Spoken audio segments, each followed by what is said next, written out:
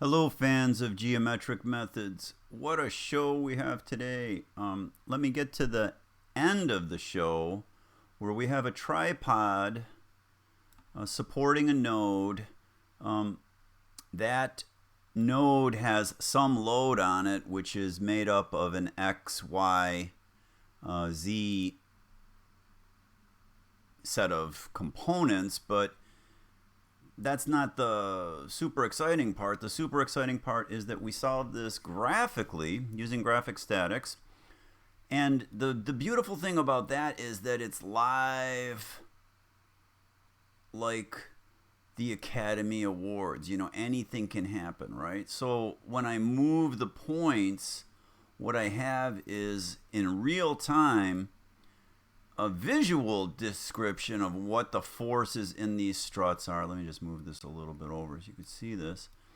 And a numerical description as well. So these ideas of linking form to force are really hammered home beautifully in graphic statics. Now, how did I do this? That's a longer story. It starts with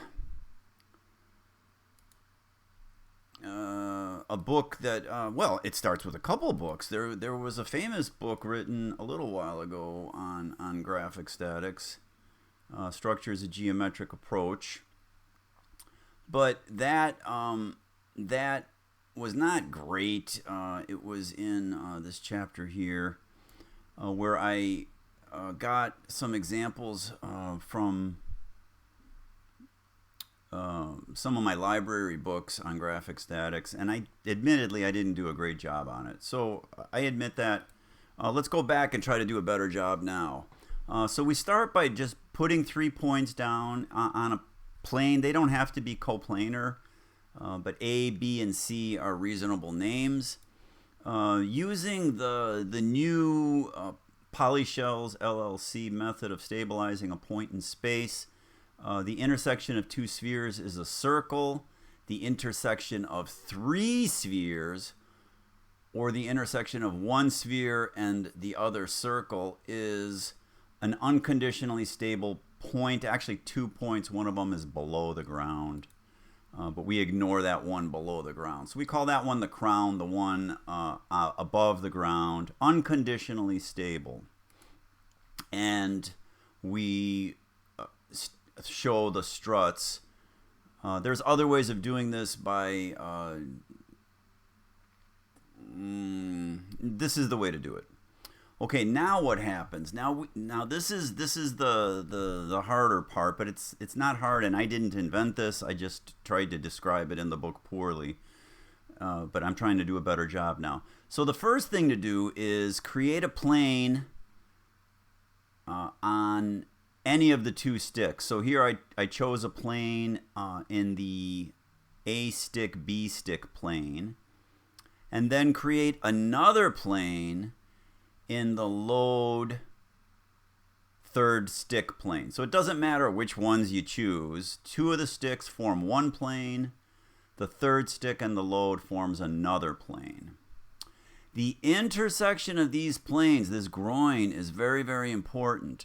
So take note of that. We're going to need that intersection. So we get that intersection there. Easy peasy mac and cheesy so far. And now we're essentially done, believe it or not. This was the hard part. So the first thing that we do is we're going to dance on this plane, on the load strut C plane, and do graphic statics on that. And so what I did was I just moved it over to get it off of the tripod so that you see it. The vector here is the load. This vector coming down is the net force in the AB plane pulling back down. Do you see that? That it's parallel to that groin. And this force is the compressive force pushing back on that node.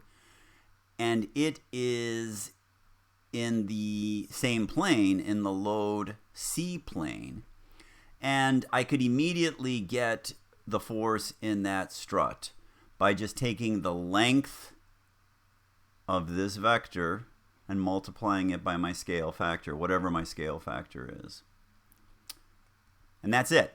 Now this force back here in the groin is a fictitious force. It's the net force of both of those sticks, the A stick and the B stick. But like I said, we're really done because now look, I have this other plane. Can you guess what the next step is?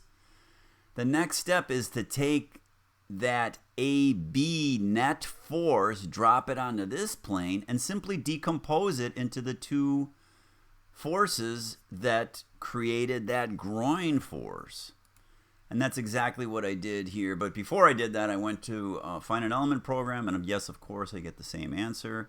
And now I do this, so I'm going on the AB plane, and I have the force in strut B and the force in strut A. And of course, those are all perfect by theory. So this is an exact method. It's not approximate whatsoever. And recapping one more time how I did it, let's go to the GeoGebra itself. The really fantastic part of it is that we can make decisions immediately because everything is being instantly recomputed. And you could see that plane. So the first plane is the load C plane, and there's nothing magic about that. I just arbitrarily started there. The other plane is the other two sticks. So you just break it up into two things. And, you know, in the old days, they did this, I think, by projecting onto orthographic planes. But, you know, doing this by hand would be pretty rough. Maxwell, of course, didn't even need paper and a pencil. Or a goose quill. He just did it in his head. But us mere humans, we could use these robotic tools for visualization. And I'm super excited about it because students need to understand the implications of their design decisions. It's structural rationalism, you know, on a small scale, but it's also a very, very elegant solution. I hope you loved this brief video. Buy the book.